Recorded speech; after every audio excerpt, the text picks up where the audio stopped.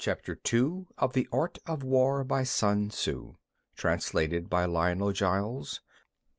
Chapter 2 Waging War.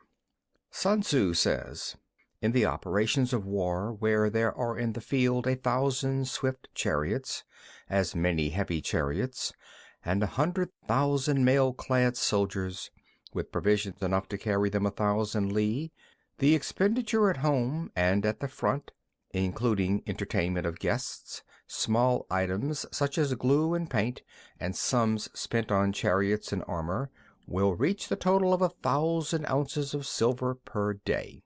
Such is the cost of raising an army of 100,000 men.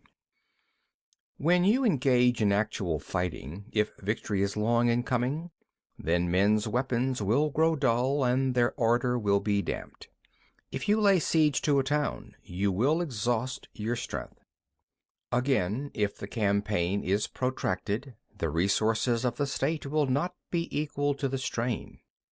Now, when your weapons are dulled, your ardor damped, your strength exhausted, and your treasure spent, other chieftains will spring up to take advantage of your extremity.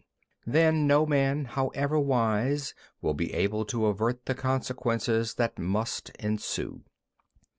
Thus, though we have heard of stupid haste in war, cleverness has never been seen associated with long delays.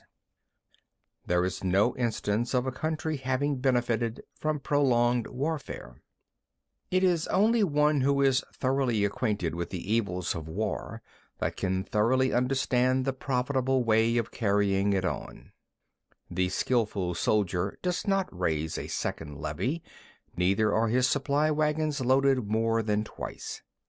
Bring war material with you from home, but forage on the enemy. Thus the army will have food enough for its needs. Poverty of the state exchequer causes an army to be maintained by contributions from a distance.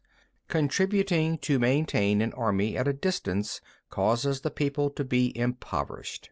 On the other hand, the proximity of an army causes prices to go up, and high prices cause the people's substance to be drained away.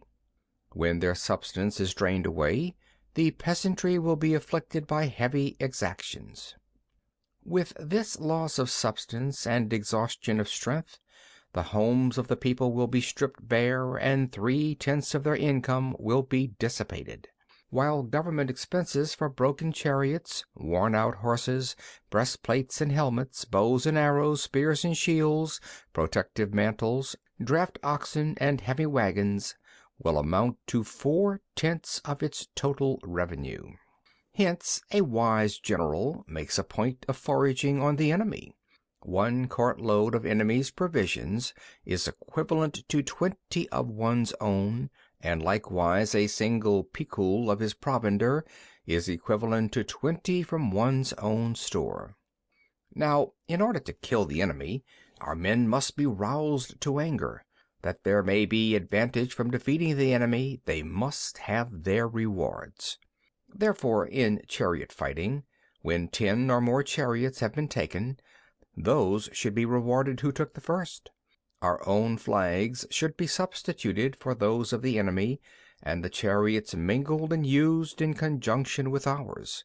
The captured soldiers should be kindly treated and kept.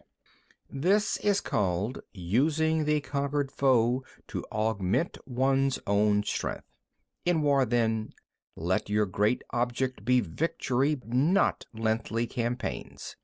Thus it may be known that the leader of armies is the arbiter of the people's fate, the man on whom it depends whether the nation shall be in peace or in peril.